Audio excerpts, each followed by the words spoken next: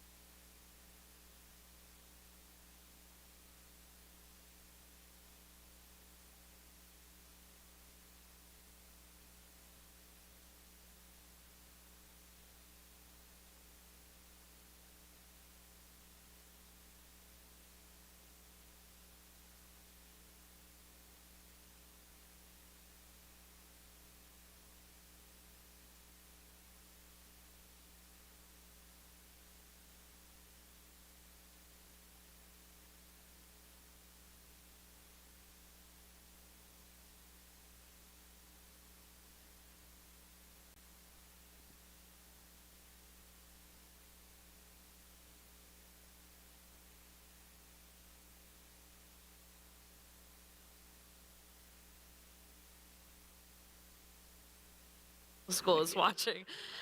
And she'll be like, I wrote that on your report card. Oh, absolutely. We're gonna blow Oh, shit. Rob's whole system up here. Come and Should stuff. we switch to? Yeah. Oh, shit. Just the fuck. Oh, shit, I Put me made that closest stuff. to the table so that I could use props. With my fingies. No problem. Look, this I'll just sit where wherever you tell me to. David Gibbsy poems. Right Okay. before it came out. Oh, David yeah, Gibbsy was, wow. Like really a monster. Inverse. But he's glad he did. I know. It's the only representation of him at the event. I don't know. I'm just going where I'm told. Are we live now? Are we live? We were live 5 minutes ago? What? Oh, shit. My microphone's not even on. I just you want to gotta- talk like this. I don't have a thing. I want to sell ShamWow. What? Sham, wow. ShamWow. Where's the camera? Over Sham, there. wow. You have to look directly. Oh, hey, girls. Be like, so the name of my press is Because that doesn't look Covenant down at all. For you folks at home, Yeah.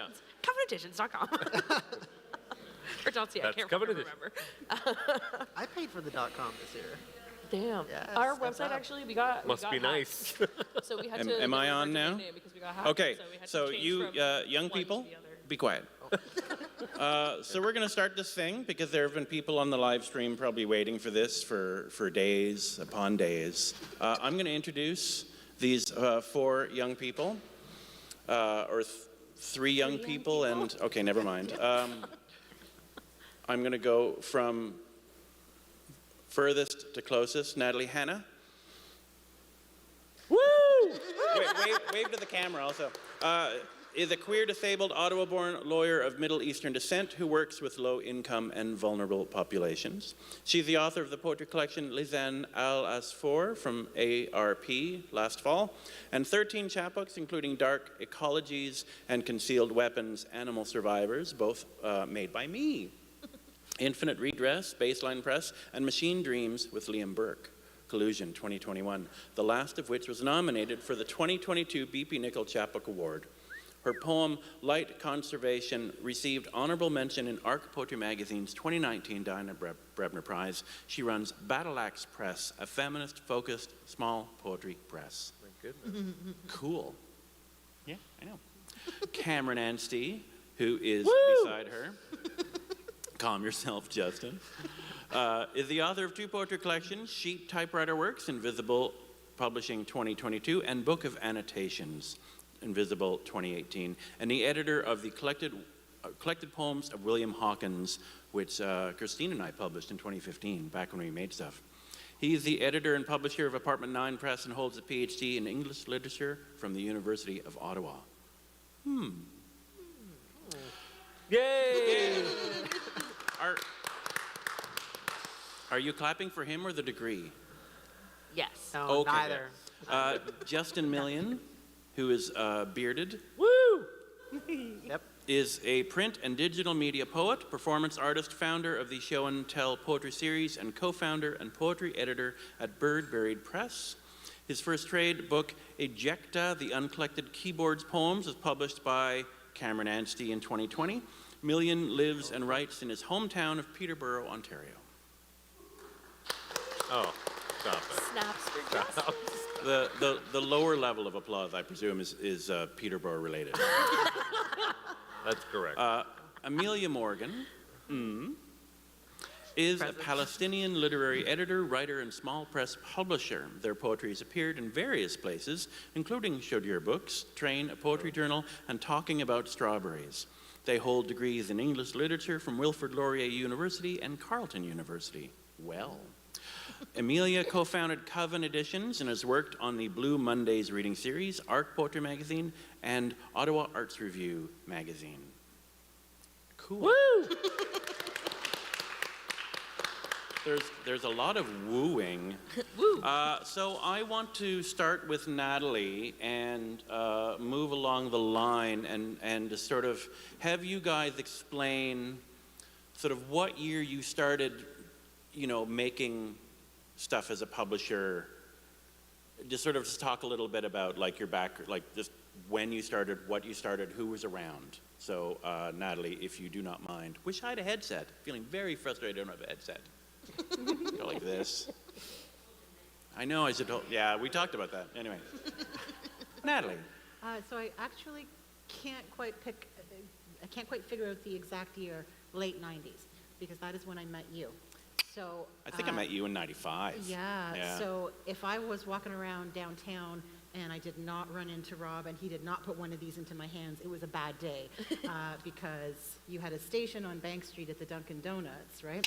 And that's where you were writing in the window for a long time. And the people that brought me into the whole small press world were Rob and Tamara Fairchild and Rob Fairchild. And who else was around back then? James Spiker. You know, you and James founded the Small Press Fair. Stephanie Bolster was around. Stephanie Bolster was around, and Pearl, you were around, but we didn't know each other very well then. And you know, over the years, like, people tend to dissipate and go their own paths. And so I had started a small press called Ransom Works Press initially, and the whole idea was behind that was I was trying to ransom the time out of the rest of my life to be able to do small press work, because it really felt important to be a part of the community in that way. I didn't see any other young women of color around me in Ottawa doing that kind of work. And so I decided that I was going to carve out a little spot for it. Eventually, my life got in the way and things happened. And I was out of the city for a few years at one point, and I had retired that press. And when I came back to town, we were, I think, at a factory reading series at the Carlton Tavern on the second floor, and I was whining. And I was saying, I mean, how much I missed small press, but I wasn't sure what level of commitment I could give to it anymore. And once again, you pulled my bacon out of the fire, and you just gave me that reality check, and you said, well, just do it at your own pace. Do what you feel is important. It's always going to be there. You know, it's always going to be there as an option for you. And so that's how I came back into small press in 2016. So I created a second small press called Battle Axe Press. Again, the idea behind that, I was, reclaiming the word battle axe, which I thought was a fairly commonly recognized term for a nasty woman. But I realized it's also a bit of an archaic term, so I had to answer a lot of questions about that, like what is battle axe all about, so again, it's a feminist-focused press, and I've been just so enjoying being able to curate at my pace some chapbooks and broadsides, and that's what I'm doing now. And then the first press was predominantly you were just self-publishing, right? Pardon? Am I correct in that the first press was predominantly self-publishing? Yeah, like you weren't publishing people that weren't you. I was. You were? Okay. Yes, but I also did publish my own chapbooks as well. Yeah. Because we had a lot of vanity. We had a lot of vanity presses, right? That's how our small press model initially worked. But I also wanted to expand to other authors, so there were a couple of other chapbooks and some broadsides, and we would do we would do creative works that weren't exactly a broadside. You might remember. James Spiker had a small press called 2x4 to the Forehead. 2x4 to the Forehead. Yeah. And a lot of what he would do is he would create small objects, like small pieces of wooden furniture. Yeah. And he would glue poems to those, right? And so he you called had like it poetry furniture. Right. And so you had like a physical art object. And I'm like, well, why can't we just apply that to something else? And I remember writing a breast cancer poem and like blowing up 2 pink balloons and scribbling some areolas on those and some nipples on those and sticking those on a little balloon stick and taping the poem to that for one of our small press fairs. And, one of my favorite memories is Tamara Fairchild doing the Poem-O-Matic, which was like a gumball machine. I can see Pearl is nodding; she remembers this, right? A gumball machine full of those little gumball bubbles with poems and prizes in them as well. So we were trying to find ways to do that creatively and to share one another's work. So that was really, she'd bring them out to small press fairs. I think that was like 95. 95, yeah, thereabouts. Yeah, because I think she did it when we lived together, because I remember that machine just being in her apartment. It was huge. Yeah. It was huge. Yeah. Cameron, you answer the stuff I asked her. Do you forget? Did you forget? Did I forget the question? Yeah, did you forget the question? No, I think I'm all right. Okay. Smart fella. So I can really I have a very clear memory in my mind of finding a little magazine for the first time. And it was, I'm going to say 2006, Carleton University, and it was Inwards, which lots of people in this room have been involved in. And I was on the break in my second year Greek civilization class, and I found this magazine in stacks in the tunnels, because that was the only way it was distributed.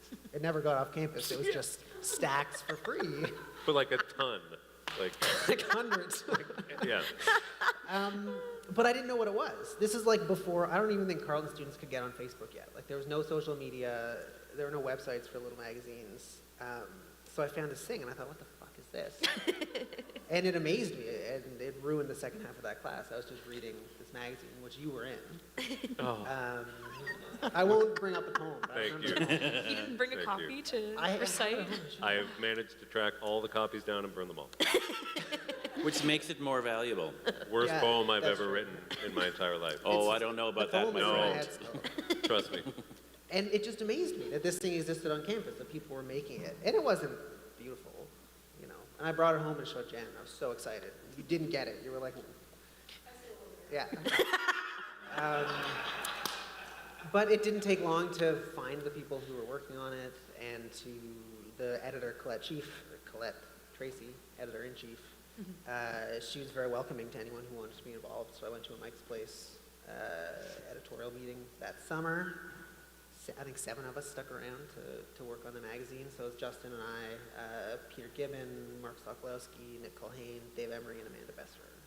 I think we started the year together. So I did that for 2 or 3 years. Watched an awesome number of people come through. Avonlea, Yeah. Bardia, Dave, and Ben Lattiser. We have After all. our generation moved along. Jesslyn. Jesslyn, Manahill, Mia, everyone came through, and it was awesome. I think a lot of people in Ottawa came out of that community. At Well, my time, I should mention, for context for people maybe watching it, Inwards lasted about 15 years, maybe? thereabouts. It was, Yeah. It was off and on a bit toward the end. Yeah, and it was basically Colette just got a group of students together every year, and there was some overlap between years for certain people, and just gave you resources to make a regular magazine and piles of chapbooks, and you guys were just publishing, and you'd all take turns editing, and it would be chapbooks predominantly by the group of the students that year. So it was just all of you learning how to make stuff and interact with each other, Yeah, which is the extremely neat. The Department of English gave us $13,000 one year. I don't know why. So we were going to buy a printer. We bought the wrong kind of printer. It was like a laminate printer or something? It Or was a wide, for architects. it looked like a piano, and I remember walking into the office and being like, Pete, what the fuck happened? What is this? And he's like, I know, I really screwed up. It This was is what only happens when you let students run a $8,000 printing or press. something. Yeah, so the printer was a disaster, but we were most productive. There was an old risograph in the Department of English printing office, and our key opened all the doors. I don't know why also. And Yeah. so we would 10 o'clock at night be in there just using every stencil, all the paper we could find to make chapbooks that we would also then just leave in stacks around campus. 'Cause So you were almost like a university-funded, just animals just making stuff kind of thing. Where most people who just make stuff, whether it be me or J.W. Curry, just are just doing it in the same form, but aren't given money by anyone. So you were, so you're sort of university-funded radicals in a certain kind of weird way. yeah, there was a monthly open mic at the Avant-Garde Bar. I'm disoriented over there. So I did that for a few years, and then when my time was winding down, I started my own chapbook press because I was hooked. I had to keep going.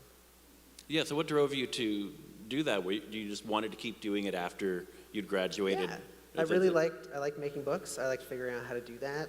I wanted control.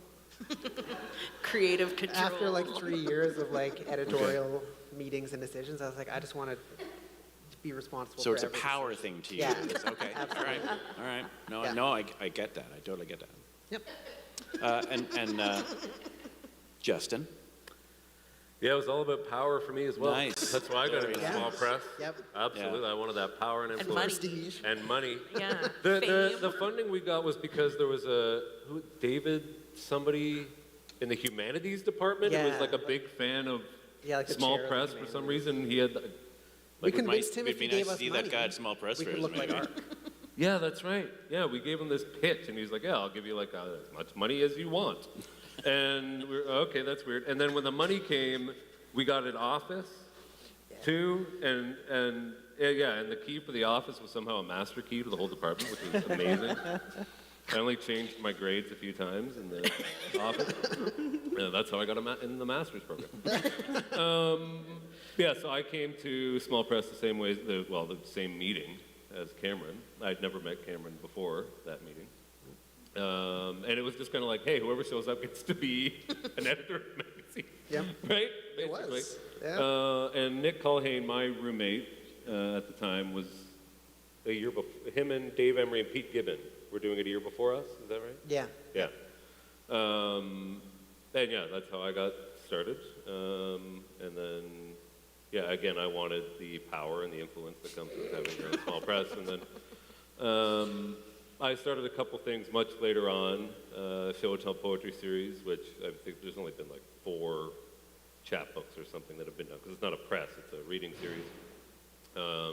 I think the one I'm most proud of is my mom, and she won't mind me saying this. Hi, Mom, she's not watching. She doesn't care about poetry. She has long been in recovery as an alcoholic, and she wouldn't mind me saying, she's very open about this. And so I printed a book of hers, of poems that she was writing, and again, she's not watching, so I can say they weren't very good. But it wasn't about that. It was about, celebrating her recovery. So, and then Birdberry Press, I'm the poetry editor and co-founder of Birdberry Press. My lovely partner, Alicia Rubishaw, she's not watching either. She does all the work of the press. She does all the design work. I do the poetry editing part.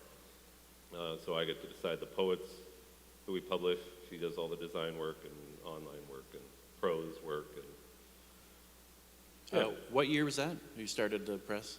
I think it's been going on, I want to say 6 years. I want to say 2016, so 6-7 years. Okay. And then show and tell has been 1 year more than that, so 8 years, I guess. But 100 events or so over 8 years. Nice. Yeah. All right, I'm going to ask you now.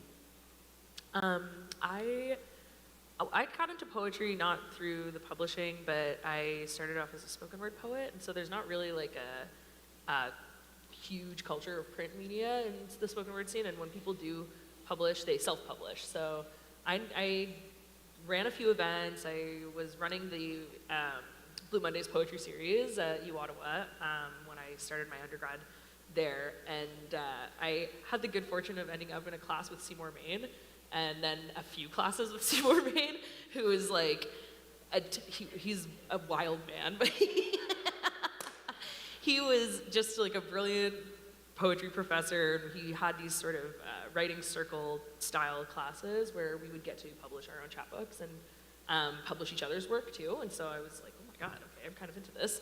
And I ended up working on the Ottawa Arts Review magazine as an undergrad, and then meeting the Inwards folks through that. And it was actually at Versefest, I think the second Versefest ever, when I was invited to come curate the Blue Mondays / Inwards poetry feature night. It was very exciting, and we had a handful of student poets come, and it was Matt Jones and Chris Johnson who were working on the magazine at the time, and yeah, it was great.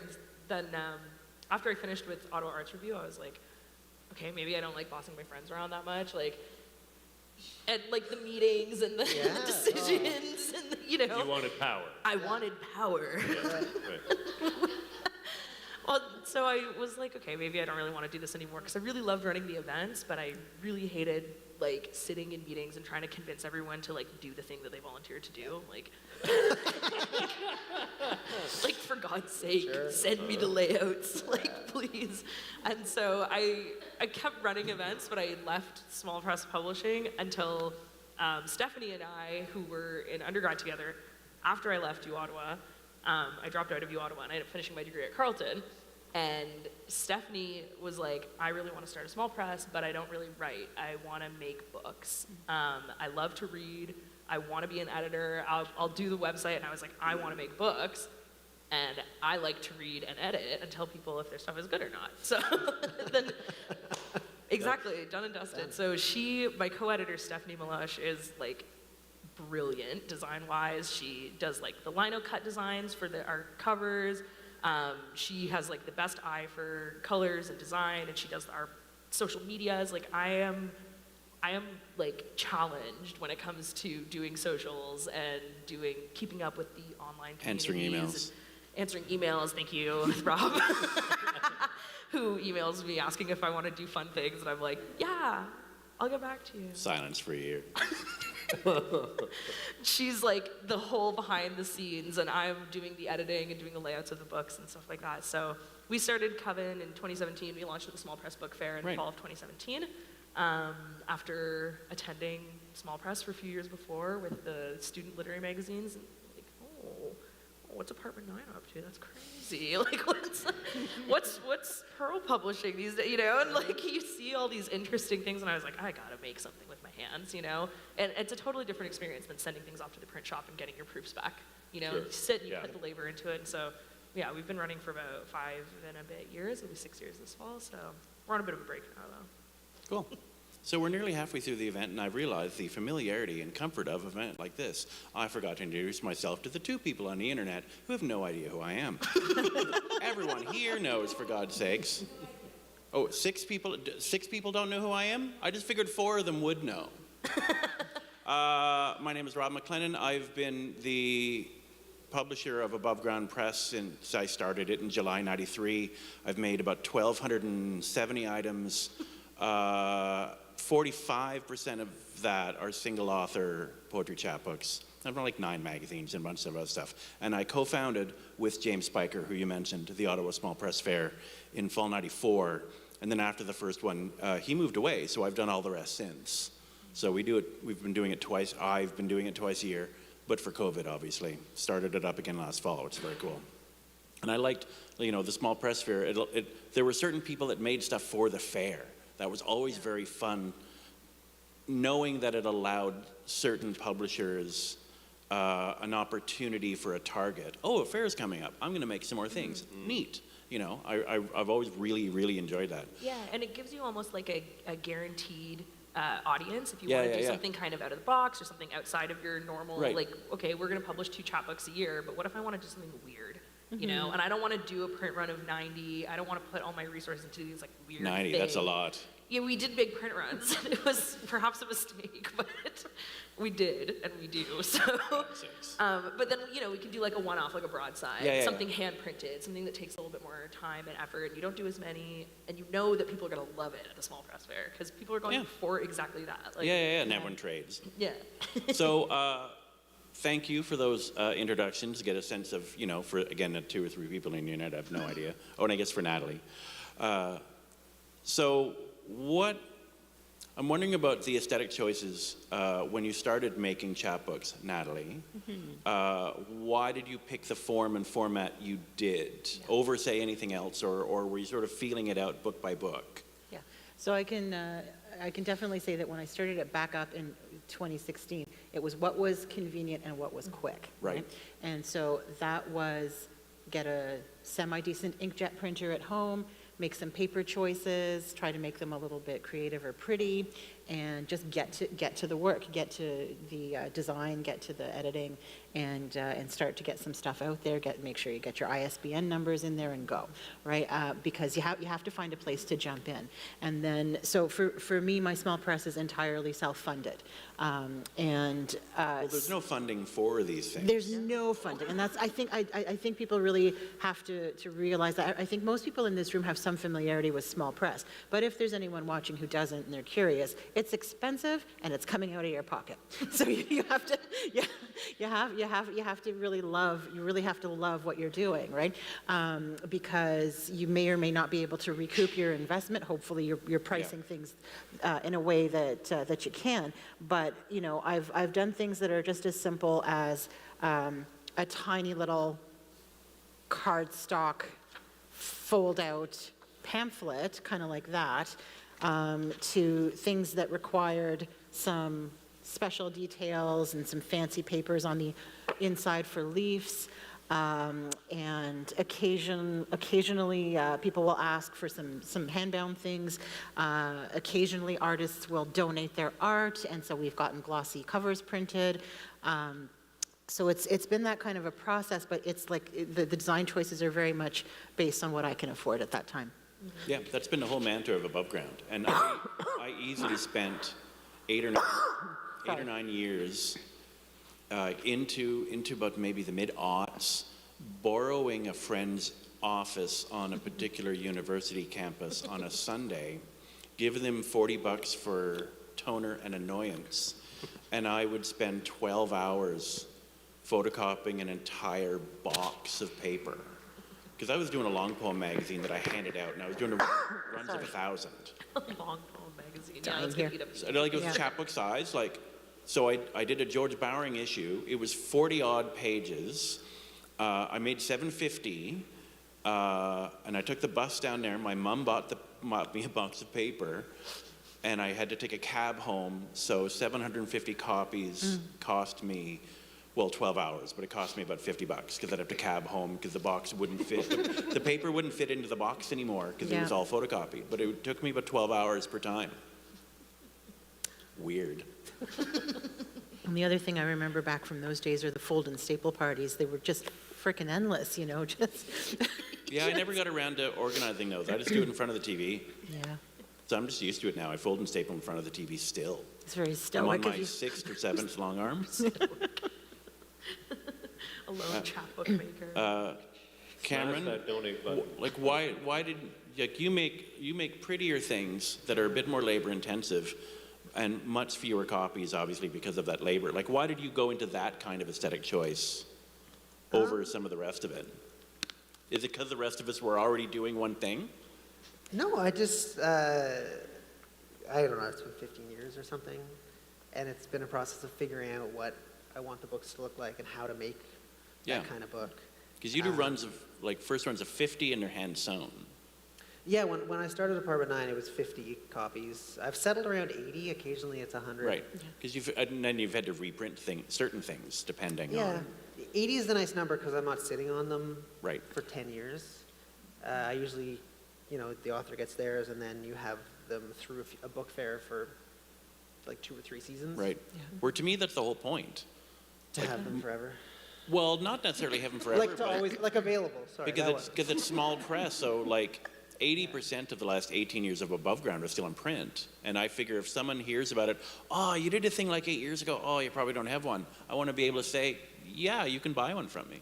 I think it's okay for things to But we had to buy a house. be like ephemeral. Yeah, yeah, you yeah. know? Yeah, Like I like when there can just be a few copies of something and it exists for that moment, and then you go on to the next thing. I think that's just fine. But I fully understand the other side of it.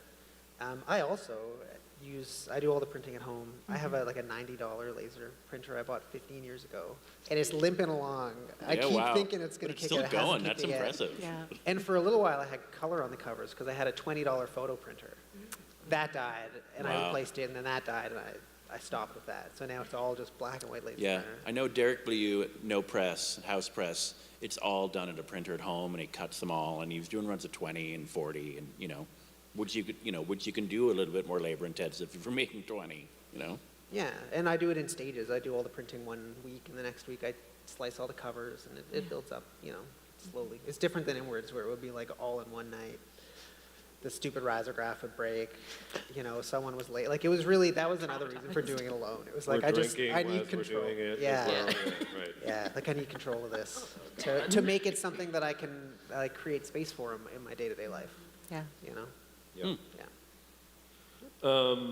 I wanted to say quickly about Cameron's, like when we were doing Inwards, it was just, somebody would, in terms of covers and the kind of look of things, we would get images, sometimes Jen would give us something, which was always handy, but like otherwise it was just like we were left to just like whatever was coming in. Yeah.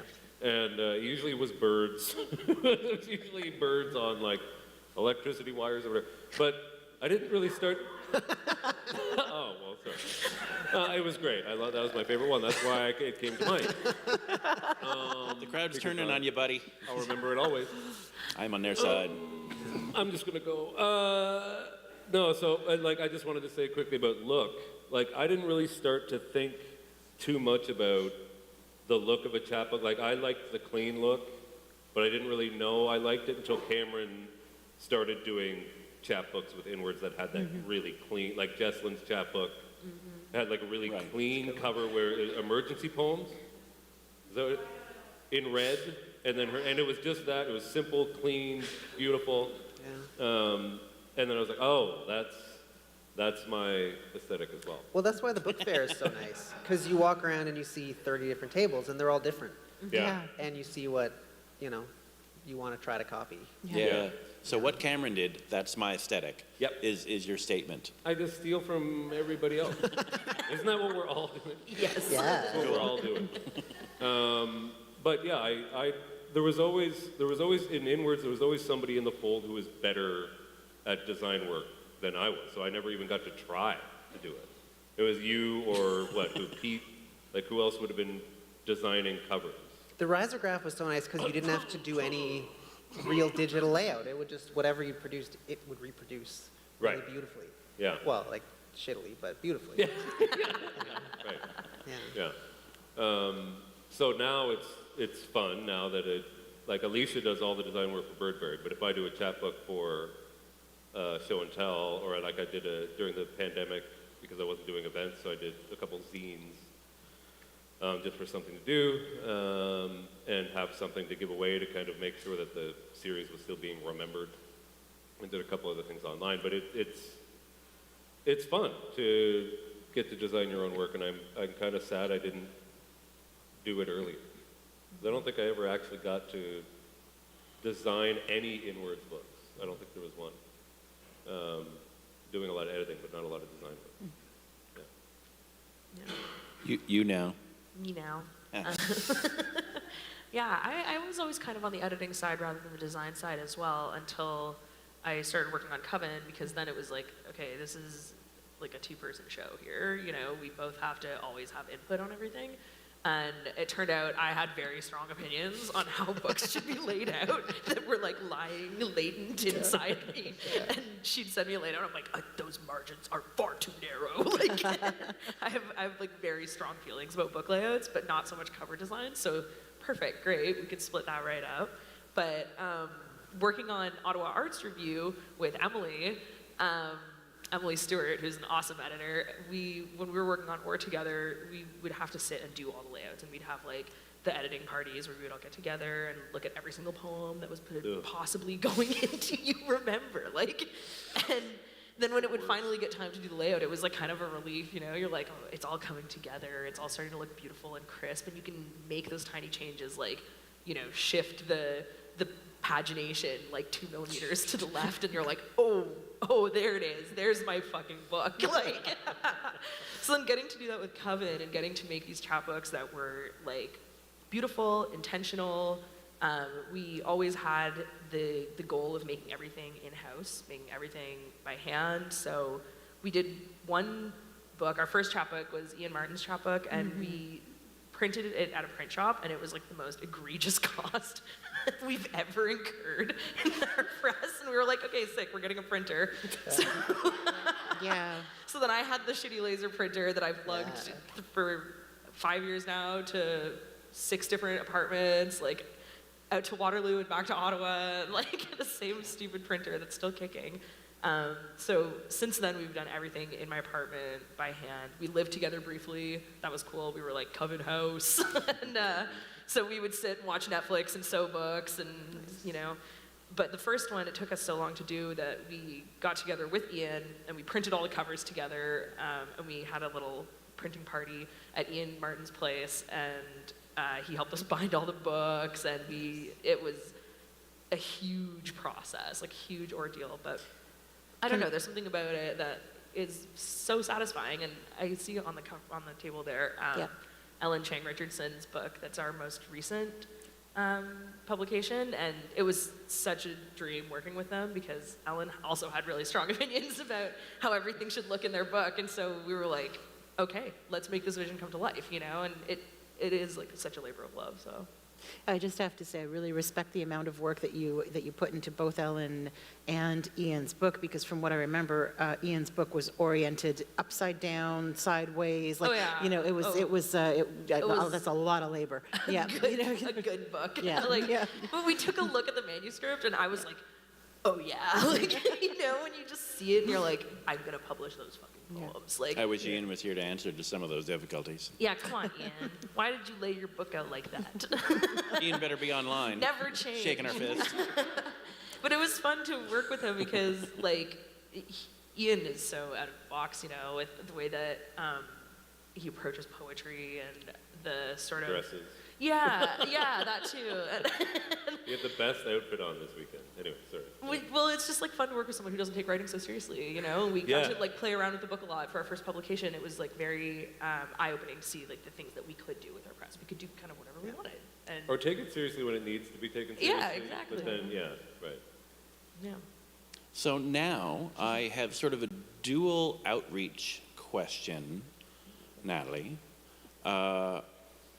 which is sort of like, how do you get these books out of your house and into the world, hands of people that should see them? Working on / how do you get manuscripts, let alone accept them? Like how? So that's sort of they're both outreach questions. So the second right? one is the easier one.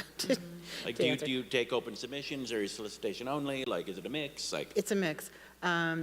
So if I spot someone who I think is there, who's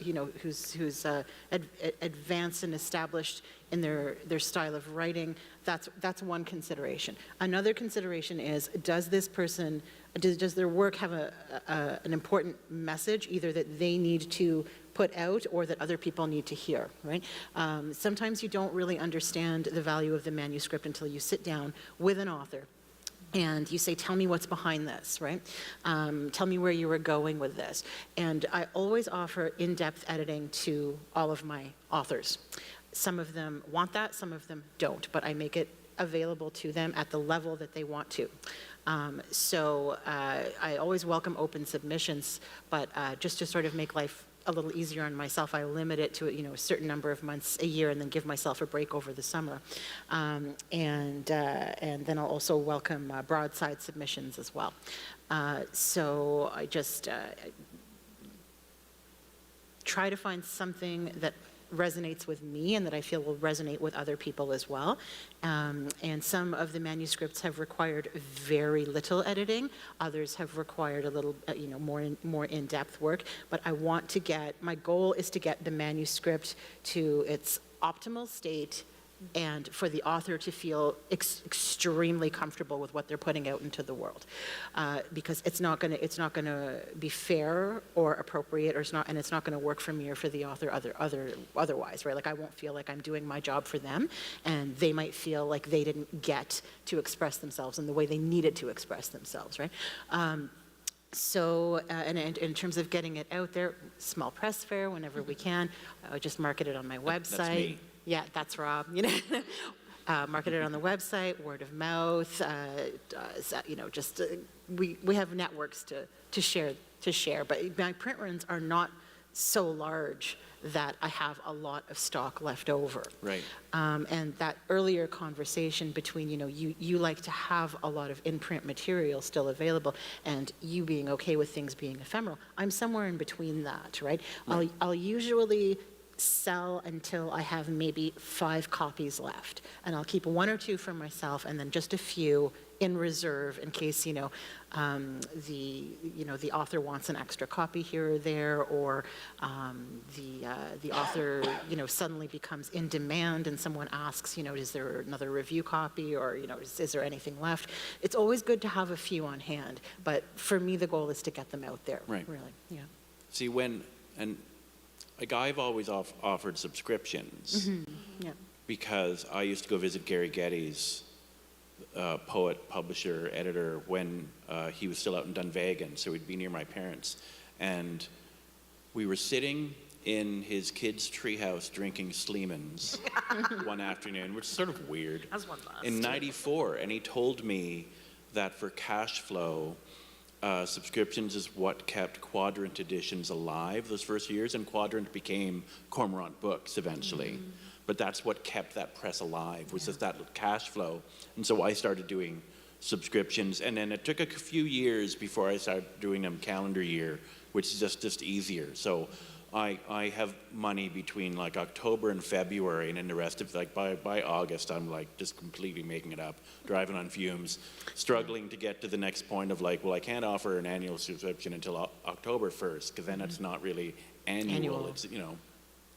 Yeah, I feel that, I mean, I don't think that the subscription model is right for me because I don't have the output that you have, right? No one has the output. No one. It's very true. Not possible. Well, but you're also not doing stuff on a regular set schedule, Exactly. right? So you're not doing Yeah. it, even it's a consistent amount per year. Yeah, yeah. Right, So which the model requires. it needs it. It absolutely, yeah, it needs it. Whatever that Yeah. consistency would be. Yeah. Yeah. Cameron, the same earlier question I asked. I've never done a subscription, because Gary Geddes one time told me, don't ever do a subscription model. Only a fool would go down that Wisdom road. of poets. Yeah. Always You won't believe what I conflicting. convinced this Rob guy to do. No, so I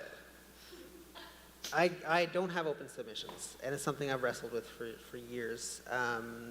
And currently, today, the reason I don't is it's just capacity. Like, I do 2 or 3 books a year, and there were lots of things about Inwards that were frustrating as much as I loved it, but the worst part was the day after the editorial meetings, Yeah. having to send out like 30 rejections. I would say the editorial meeting was the worst part, and then sending out the rejections was, anyway, The worst editorial meeting was when someone submitted under a fake name, I don't recall. and we that all at argued over these poems with that person sitting in the room. I have no idea what you're talking about. That person sounds like a jerk. All I remember is the poem was great. I don't remember anything else. I don't remember anything else about it. But Man. So I don't have like an open submission period, for better or worse. Like there's. You're just quite, well, like, I get the sense that you're really doing like one title at a time. Exactly, yeah. And it's a conversation between you and whoever that one person might And be, so whether a solicitation or just sort of like, you're ready for a thing, right? And the person will like, yeah, I guess, and then you make a book. And at any given time, I have 4 or 5 books I'm committed to, and Right. for me, that's the next 1.5 to 2 years of work. Right. And I don't want to be saying to someone, yeah, I can do your book, but it's going to be 2 years till I can make a chapbook. Yeah. You know, like I just don't think I'm not comfortable with that timeline. But I get lots of queries, and I'm always happy to, like, I answer queries, and I've accepted books from queries. But I don't really want, like, a stream of submissions, because it would really wear me down. Yeah, I used to get a bag of mail from my mom once a week. Yeah. Before we owned a house and above ground had a non-farm permanent mailing address of, my parents, I would get a bag of mail from her every Friday. Yeah. And it would, well, that one submission out of 100, that would be, wow, I have to make this. Who the hell are you? That made it worthwhile going through that entire process.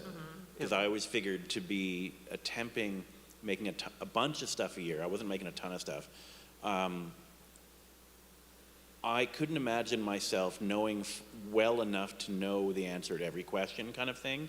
So being surprised by someone in the mail just seemed natural. Because I would have to know everyone doing anything interesting to close off submissions. I want to be surprised by someone like, who the hell is this? This is amazing. Where have you been? So, yeah. Okay. K. fine, Fine. whatever. Must. So awkward. Yeah. Hi. Hello, Bird Buried Press. Or yeah, I want to. Should I say something more about Inwards editorial meeting? No, I think we covered. Bird Buried Press. We were hyper ambitious when we started, and my big thing when we started was detailed rejections, like 2,000 word rejections. Jesus, Adrian. And so, like, you do 50 of those, and then it's like, okay, and then they want to respond because you've written so much. Yeah. It's like a conversation now, and it's like, okay, I really don't have enough time for that. Like, I didn't have enough time to write the 2,000 words. Right.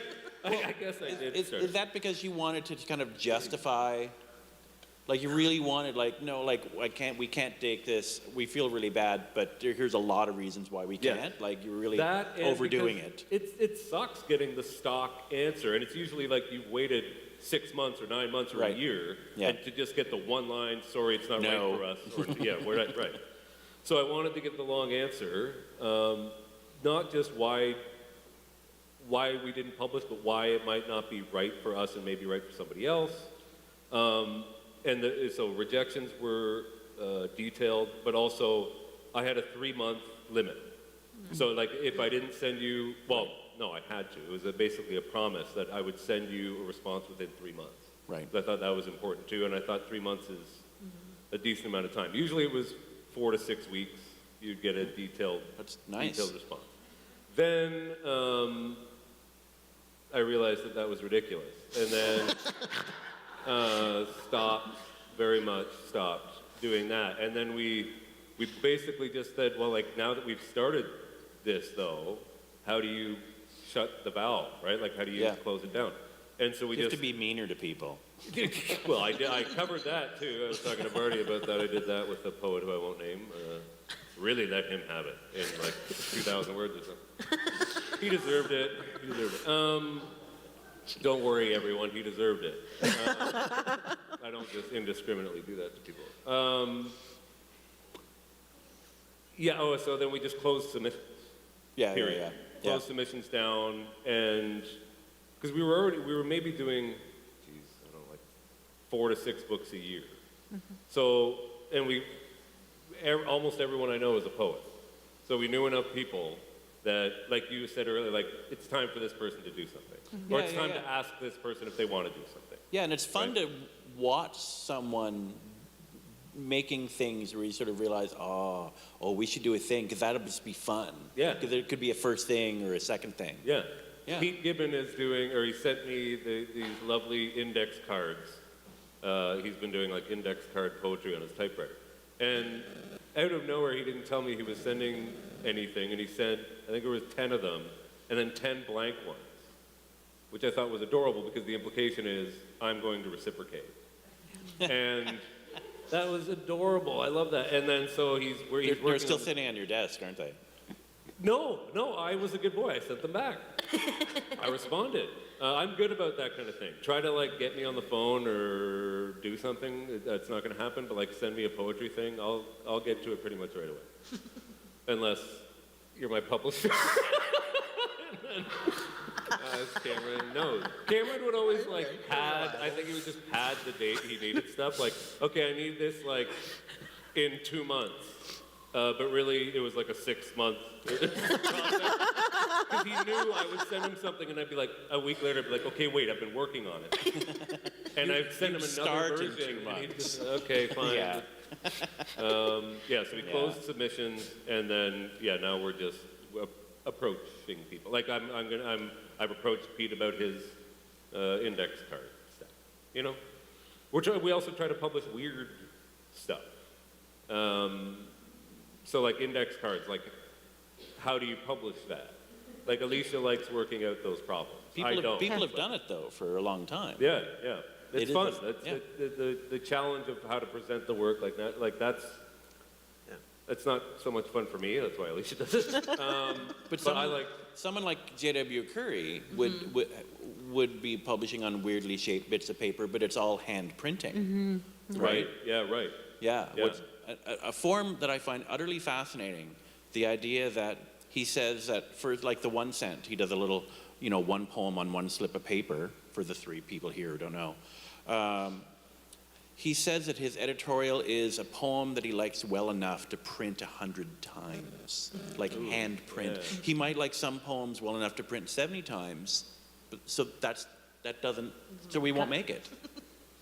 Wow, or 50 times or 30 times, but he has to like a poem well enough to print that many times with a little like child's ink stamp set and hand setting each line. And I just find it utterly fascinating. Like in a certain kind of way, more editors should be that kind of severe with their process. Well, that's why I always like to visit Michael Castile's table at the small Yeah.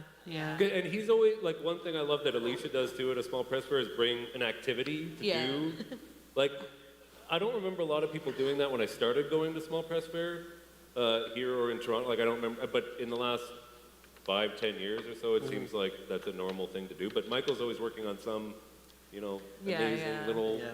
J.W. Curry-esque thing, right? Yeah. Right in front of you, so Yeah. you can see it being made. Yeah. Well, it's partly because they didn't have a lot of time, so we just used the fair time as work time. But it's fun to watch someone actually physically making things Yeah. in front of you, so the people who don't know what the hell this stuff is, they're not just seeing a finished product or seeing the process, and that is interesting. And it might get somebody started. Like, oh, it's demystifying the process. Yeah, Like, I could do what he's totally, doing. Yeah, totally. Like, oh, that's how you make stuff. yeah. I'm waving this at you because You are. this is one of Michael's chapbooks. This is one of his own. Michael This is Cassius. semantics, right? So I like to bring various small You have press a whole things. display I've got over a there. giant display here because I like people to broaden their idea. I mean, people in this room are aware because you've been to the small press fair, but looking at non-standard sizes, looking at different Yeah, papers, yeah. but also non-standard print and formatting because Point to the in the camera middle. also. Yeah, like hold on just a sec, I gotta get it open here. Like in the middle of this chapbook, which looks like it's just a regular flippable book, you have an activity that folds out, right? And sometimes when you're starting with small press, you don't think about doing things like this or alternate formats, and you don't think about how to be creative with the physical object. But what really heartens me about the work that we get at the Small Press Fair is that more and more you see that. More and more people are blending different practices together to expand what is a small press object, right? Yeah, It's you now. it is. Hi. So I'm returning to the subject of submissions. Coven started out doing open submissions for everything because we had this idea when we started that we wanted to see work from outside of our direct communities. Like, I've been in the Ottawa poetry community since I was like 18, 17 years old. Like, it's a great community, but it is fairly insular. Like, people in Ottawa work with people in Ottawa, people publish people that they know, and it tends to be the same in all these different poetry communities, but we have such a great variety of writers across Canada who are all operating in like similarly small poetry communities. So we were like, let's just blow this thing wide open to start and see what happens. And we ended up publishing Ottawa Poets when it started because that's who heard about us. And then we got one submission from one poet from Calgary, who's Erin Emily Ann Vance, who is completely brilliant. She sent us one poem from a larger series, and we were like, okay, can we see the rest? And we ended up just loving it. We had to actually pare down from like the 40 that she sent us. She's absurdly prolific. And she was doing a creative writing program, I think in Calgary, and told her colleagues, oh, you should publish with Coven. You should talk to the folks at Coven. They make nice books. And we were like, thank you. So we ended up actually really well connected with some of the Alberta poets, and then she went and ended up studying in Ireland, and so we started getting some submissions from overseas. Steph went and lived in England for 2 years, and so she talked to some of her folks there, and so suddenly we were publishing all sorts of things. That's expensive outreach, like moving to different places to Yeah, get- right? She was really committed to it. Yeah. No, she got a job out there. She was getting paid to be there, which was cool, because I wasn't getting paid to run Coven. So we started getting some like really wild submissions that was really fun because we wanted to publish weird stuff. Like I was like, okay, I love our lyric poetry. Nobody loves lyric poetry more than me. I want to see something weirder. Like I want to see something that makes me go, whoa, that is also poetry, I guess, like what Natalie's saying, like pushing the boundaries of what can be a small press object and things like that. I love experimental poetry. I love weird poetry about sort of marginalized topics, about things that kind of get sidelined. This isn't something that you should or shouldn't write poetry about. Like, give it to us. So we ended up publishing Erin's collection, which was each poem was based on a painting by Remedios Veros, and it was called The Sorceress Who Left Too Soon. And that was our first collaborative chapbook, where we had Erin writing these beautiful poems that were based on painting. So she had this sort of ekphrastic slant to her poetry, and then giving those poems to Manahil, who was doing illustrations inspired by the poems, and so we slapped them all together in a chapbook and bound it and did the whole thing, and it was amazing. So that was like an instance where she submitted to us, and then we were like, okay, but can we have more? So it was both at the same time.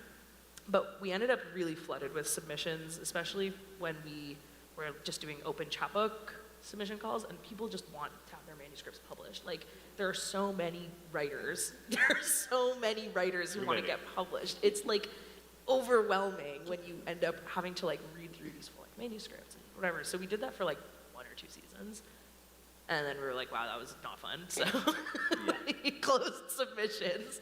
But we had enough books lined up from just that submissions call that we didn't have to open submissions for 2 more years. Yeah. So like, but it's what you were saying, Cameron, about like, I don't feel comfortable committing to a book 3 years from now. Yeah. Being like, this is what I'll publish in 3 years. Like, what if there's something else really interesting going on?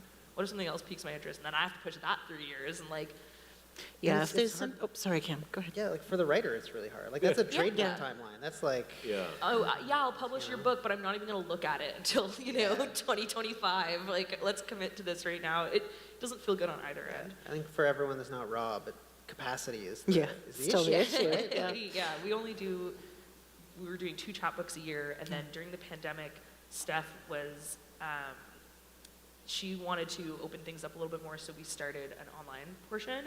So we were running an online magazine called Death Cap, which was really, it was great. It was really cool. I was useless on it, which kind of sucked. Like, I read the submissions and I was like, good luck, I like these ones. Yeah. I love that role. Yeah, right. It's great. I was like, these poems are good, by the way. These ones are good. Please put End them of online. my contribution. Yeah, These please are good. do all the design, put them Yeah. online, make them look really good. Like, I love you, Stephanie, if you're watching. Like, and Death Cap got us a lot more variety of writers where we didn't have to commit to doing a whole book right away. But I lost my fun part of it, which is like making the books and having Yeah. book launches and Yeah. working on the tactile object, like the art object that the chapbook becomes. And like, I didn't find it as satisfying to do the online magazine, so. Yeah, I was just going to say that when I get to the point where I see something that, has a lot of promise, but I can't commit to it because of the time out, I always try to find another home for it. Yeah. You don't, to your like, friends. I mean, it's like, it's really, yeah, it's really hard because you selfishly, you want to keep it for yourself and you want to be the one to bring that out into the world, but it's Yeah. not the right thing for the writer, so. And I have yeah. the vision. It's gonna look so good. gonna be when I do it. great. It's gonna be beautiful and Yeah. perfect. Don't give it to someone else. Yeah, where I've told people like this doesn't work, but I'd be open to seeing something else. Yeah. Yeah. But We've I'm gotten some great also stuff that way. 30 or 40 chapbooks in the queue that I've accepted. Yeah, And then I'm probably about a year behind on reading certain submissions because I don't want to look at them and say yes and add to the queue if the queue's too big. But then I don't want to just automatically say no because that doesn't feel fair. So ignoring them for a year doesn't really feel like the proper response. So it is clearly not a perfect system. If I had a year of backlogged emails and a year of accepted submissions, I would go to the woods. Like, but- I'd be like, well, small press publishing isn't for me. Like, Yeah, how but- do you deal with the queue? Like, like if it gets too big, then what? You just got to print a bunch. Well, if I have money and time, I'd like to have just, I have money today, I'm going to make 2 things because they're ready. Right. So I try to have 3 or 4 at least titles that are next in line that are designed and just literally ready to go the day I have money. So I'm not having to, I have money today. Okay, it's going to take me 2 weeks to get this designed and approved Right. by the author. I want to have it ready then. yeah. And I don't have anything online that says I'm open for submissions, in part because of that backlog. But people are more than willing to query me, but I do tell them if I forget or take too long, poke at me. Because there are people that are like, 6 months or a year go by and I forgot. Because I just have so much backlog. Were you giving me a hard time about being slow on an email response? Wait a second, Rob. Really? You are I'll off answer this my panel. emails whenever I please. But yeah, like I'm deliberately working at a different scale, right? Yeah. So I don't work things seasonally. I work on things constantly, as Christine can attest. Like most nights, I'm in front of like most. Yeah, she's just pointing at me. Yeah. J'accuse. Guilty. TV. Like most nights, I am in front of the TV folding and stapling. To me, I don't even think about it. It's sort of work that doesn't require thinking, so I'm just in front of the TV, and it's just, I have a setup in our basement that it's just sort of, okay, here's the book I use to put on the table to fold upon, so it's not getting, because the kids put crap on the table, and I don't want, photocopies get dirty and stuff. And so I have this whole setup like right by me in her spot, and it's a whole thing. And then it's putting all the mail outs together. I'm 3 behind on my mail outs, but I've got bags ready to go the day I have money. Oh, I have money today. I've got a bag I can just go with right now. So I really try to be efficient in that kind of way. I know we are slightly beyond our time. I do want to at least attempt an audience question or two if it is possible, but I guess I'll ask sort of what might be a final question. How, if at all, has going through this process of publishing, editing, has it shifted to ways in which you consider your own personal work? Your own poems, your own writing, that kind of thing? Absolutely, absolutely. People will send me manuscripts that include pieces in new formats that I've never even thought of. People are creating literature in ways that I didn't grow up learning. Right? It's amazingly enriching. I mean, like you see it on a giant volume. I see it on a much smaller volume. But I see that people are so dedicated to their work and to try to put something new out that it sort of re-inspires me to try and play more. So play is a huge factor for me because I find that people get very rigid over time in their own writing, and they're almost afraid to experiment, right? With form or with topic or whatever it is. But that is how the art grows, right? So it has definitely enriched my writing for sure. Yeah. Mm-hmm. Yes, same. Yeah. Same piece. No, absolutely. The work that you're reading and publishing has an effect. From my very earliest days working with the small press at Inwards, my own writing practice was like inextricably bound up in the editing and the publishing of other people's work. And it was a university context, so I was also researching and leading that academic life. And so all those practices I always thought of as just like that's the work, or that's the writing practice. It's my little poems and then all this other stuff that all take place in the same field, and it's just which corner you happen to be in on that on a given day. So yeah, it's all, you couldn't do one without the other. Yeah, for me too, it's all interconnected. Sorry. Go ahead. I don't really, because again, the design and aspect and whatnot is left to Alicia, so I don't really get to physically deal with the Right. finished thing so much. I guess I would say that it has made me want to just crank my work out. Like if I want to produce something of my own, or if I, instead of maybe sending it to a publisher because Cameron can't publish everything I do, then I'll make up like 25 copies that I've done myself and just crank the work out that way instead of bothering people I know with my work. People being Cameron. Or you, and maybe that's, mostly Cameron. So yeah, I guess just learning the means of production, at Carleton. Yeah. And just knowing how, when you actually sit down to take like an hour to figure out how to make a chapbook, and then and like when Microsoft Word used to have the chapbook bookfold or whatever, it was like learning that and just being like, oh, that's Great. all I need. Like it has to be in four-page increments or whatever, and then and then you can just start cranking out work. I think as soon as you know that, then you can just make whatever you want and get into more experimentation later if you want. So. Yeah, and I like making my own stuff because it's cheaper for me to trade or hand out things that I have personally produced, For sure. which is part of my volume. But if I'm getting a chapbook published by someone else, then I'm not paying the production costs. I'm paying a higher cost because I'm buying extra copies from them. So it's less cheap to be able to do that kind of exchange. And I think for at least the stuff I've been doing from the beginning, handouts and exchange are like an essential part of like, especially when if I make a new chapbook by someone, I send them their box of copies, which is a lot. I give the author 50. I can often put 20 or 30 other chapbooks by the press in that box, which is especially fun if it's someone who doesn't really know the press. And then they get this massive amount of like, oh, here's the context in which my work now enters. Yeah. So it's sort of just allowing them to like, oh, okay, and now I have a better sense of this press because I just all of these things. Yeah. But if I was making fewer copies, I wouldn't be able to do that kind of outreach or whatever you want to call it. Sure. Yeah. It's fun to make stuff. It is fun to make stuff.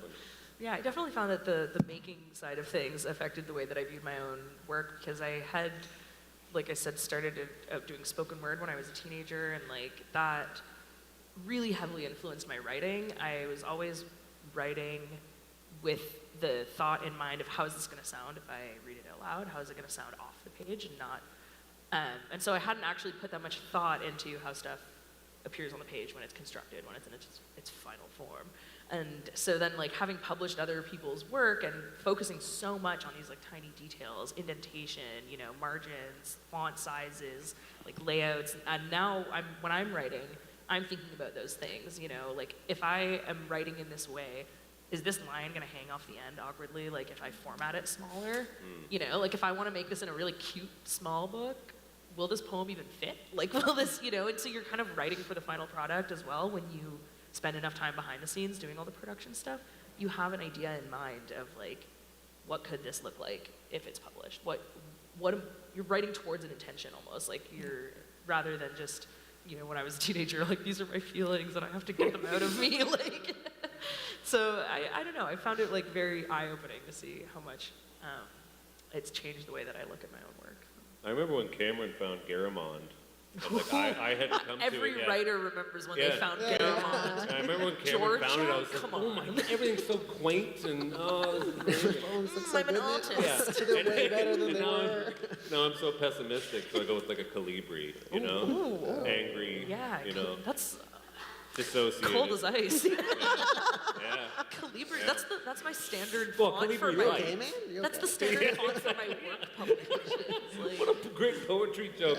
Like, oh, Calibri, you okay? Is everything all right at home? Do you get that question a lot? Helvetica. I see how you Do you get that question a lot? No. Okay, all right. Okay.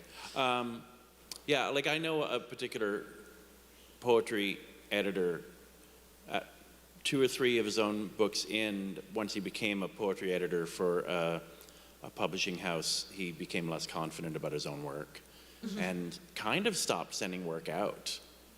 And like that's sort of I understand the thinking behind, okay, now that I'm an editor, I'm looking differently at my own work, but that seems a tad too extreme. I've definitely published less since I started editing other people's work. I think I am like a lot more critical about my own work now that I look at other people's work with such a critical eye. I'm like, this isn't ready. It's not perfect yet. Like, look at this font choice. I can't send this out. What if they judge me? It's in Georgia. Right? Yeah. Does anyone here have a question at all for these mostly young people? I don't want to point anyone out. What? There's a question by Avon Lee way at the back. Did you want to come over? Should I bring the microphone to you? Like, Whoa. Game show style. Jesus, my legs. It's outrageous. You don't want to be on Make camera? the camera guy work. They have answers. My question is, I am sure that probably all of you will be able to answer this, but is there a chapbook that you did not publish that was published by someone else that you wish you had published? Oh. Something that has stayed with you that you're jealous of? That's a very good question. I'm Phil Donahue now, walking around. Anything by Apartment 9. Yeah, honestly. That one I'd pretty much say that trifold too, one actually. with the 2 poems. That Good one. I wish. I saw that and I was like, that's allowed. Come on, Cameron. Yeah, I know. I live with daily regret about this. But when I was courting Conyer Clayton, because I did I did a relatively short themed chapbook for her. She had also submitted 2 other ready manuscripts that were brilliant, and later were published, and it just broke my heart that I couldn't also publish those. And so, yeah, that's the one that definitely sticks out in my mind. Yeah, right? Yeah, the only things that come to mind for me are people that I've been soliciting work from for years, and then I don't get anything, and I see them have a chapbook with someone else, which I find initially really, really irritating. But it does allow me to at least review those chapbooks. But part of me is like, I'd rather have been the person to be able to do it, because in part because I have such high print runs, and I can get it further, and I can say, look at this, you have to look at this. So I'm not going to mention any names, because that seems unfair to them, because just because I want stuff doesn't mean anyone actually owes me anything. Yeah, we did have Right? one submission that we had accepted, but our timeline was too long, so they ended up publishing it with somebody else. It was like one that I was like, I can do this, but I can't do it for another few years. Yeah. And I was like, oh, that beautiful chapbook. And I like couldn't fit it in my print run timeline. And so, too bad. But Were there any non-Avonlea questions? There's a David question. I'm coming over again, like my Phil Donahue reference to young for all of these people. Well, it's a good thing they're mostly young. You're an older person. We're over here. When does the stack of paper on your table become a book? And when does the book in your head, or the book that, Justin, you're reading on your screen, actually become an object that you want to put into the world? And also, why didn't you talk about the fact that you're very prolific at publishing and putting out broadsides every 15 minutes in your show, and now that's going in my bathroom next to Bardia's stuff? Screens. That's a lot of questions. It's your point. Yeah, I guess actually Cameron, I'll talk about that for a second. Because yeah, that is something I guess I'm not good at giving myself credit for anything, but especially that. Cameron talked about that in an interesting way that I never thought about before in the book that he published of mine, Ejecta, that it's a one-to-one publishing relationship, which I had never thought about it that way, because of course I'm just like, I'm at the dive bar and I'm writing poems on a typewriter. I wasn't thinking too deeply about it. But yeah, I guess that's an interesting thing. And then there's like almost like a secondary publication, because there's, like which just happened at the festival, because I did keyboards on Friday, and then somebody took a poem away on Friday night and then framed it by Saturday. So there's almost like a second publication of that, like they receive it from me, and then they make it a part of their home. Or like some people put it on their fridge, or whatever. So that's almost a form of publication. Oh, yeah, totally, yeah. In a weird way. I also don't I don't have copies of any of this. So there's maybe even like a even weirder third form of publication where I see the work again for the first time. Right. Which Like, makes because it I don't way more remember. ephemeral, right? Yeah, because I've probably written, 700 or 800 poems at these events over the last 4 or 5 years, or however long I've been doing it. So when I see them, I don't remember. And- I already have an awful memory yeah. from my work, but And then the poems, as you said at your event, the poems that fell into your book were the poems that no one at these events wanted. yeah. Yeah. Well, So- and at some keyboards events, I was like, everybody would go, like the 5 people that were there at that one time within the 7 hours. It was like a 6 to 8 hour event. Yeah. And so people would come and go. Like there would be times where I remember actually reading a poem to an empty room. Like even the bartender had stepped out for a smoke.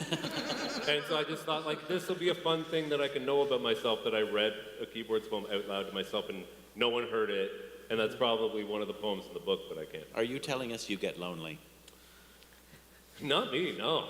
Too many voices in my head. I never get lonely, actually.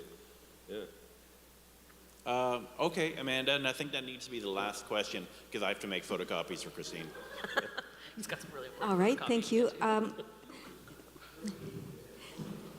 Rob isn't paying attention anymore, so I can stop now. No, actually, this question is for Natalie, but if anyone else has anything to say about it too. I was really glad to be part of Philomena, and I was wondering if you could talk about what Philomena was and also talk about the association of small press with community and care. Sure. and fundraising. Thank you. Thank you. Oh, thank you, Amanda. I really, Such a really good appreciate chapbook. that question. Thank you. Some years ago, I queried mostly local authors as to whether or not they would feel comfortable sending me poems on the theme of sexual assault. And what I was working towards was a collection called The Bird Philomela, which would be to generate funds for the Ottawa Rape Crisis Center. And I mean, that has the capacity to be an extremely heavy project. And at the time, I was involved with the Sawdust reading series, and our director, Jennifer, offered to host a reading in conjunction with the launch of that chapbook. And we received the most generous response from the writers in our community, mostly women, some non-binary folk as well, in sharing their reflections and some poetry based on their own experiences. And it was an incredibly moving collection of poems. And we were able to generate about $600 from that chapbook for the Ottawa Rape Crisis Center, and the reading also, again, has the capacity to be a very difficult event. But I know some of you here in the room were present for that reading, and I was grateful to hear from you afterwards that the event felt uplifting and felt like it had a purpose. And, the community aspect of it was so critically important. I've mentioned before that my press is a feminist-focused press.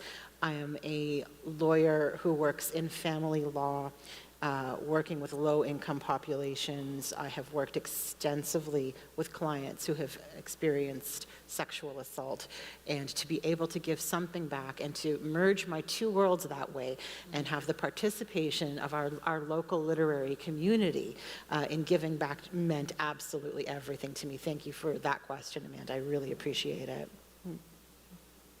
So I think because I have to make photocopies, thank you all very much. Are any of you looking at considering submissions at the moment? Yes? No. Yeah, Natalie, you are? Sorry, no. Okay, that's fine, but just, people that's a question really more people would have for an event like this than anything else. So thank you all very much. All four of you have websites for your presses: Natalie Hanna, Battle Axe Press, Cameron Nancy, Apartment 9 Press, Justin Million, Bird Buried Press, Amelia Morgan, Coven Editions. All four of these youngish people have websites for the presses. So you can find out more information. You can order books. You can. If such appeals, because that's nice. That's nice. Order books. There is a workshop. Christine McNair and the other person whose name I should know by now, Tiffany. Tiffany, hi, I'm waving. Are doing at 3 o'clock. But otherwise, this is the last event of this year. Okay, what? Yeah, I was going to. Dave already told me. God's sakes. I was going to say this is the last, officially event, and this festival would not have existed or happened or done without a ton of people's work, most of which was Avonlea. She interrupted me when I was trying to tell her she's wonderful. So Avonlea did a ton of work for this festival. She did the work of easily 3.5 very competent people. I didn't want to say 3.5 people because they could have been bad at their jobs. So thank you very much, Avonlea, for putting the bulk of this together. The rest of us have been trying to give her support and encouragement and occasional hugs, as required. So as Avonlea was attempting to tell me, there is still the hospitality suite tonight in the same location, Embassy Suites Hotel, whatever that hotel bar thingy is on Cooper Street. Cooper. I think it's called Cooper's. Makes a lot of sense. I'm e-tail oriented, this Very guy. checked So it's 8:30. There will be like food and stuff, and you know, an emotional cost. So thank you all very much. This was great. I really enjoyed this. Thanks for having us.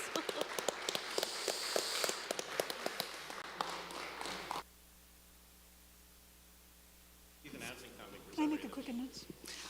Anyone who didn't notice, there's a box of books at the back that's free on the merch table. So I'd be happy if anyone took it all eventually. What if I take the whole box? Oh, my wife is shaking her head no. All right.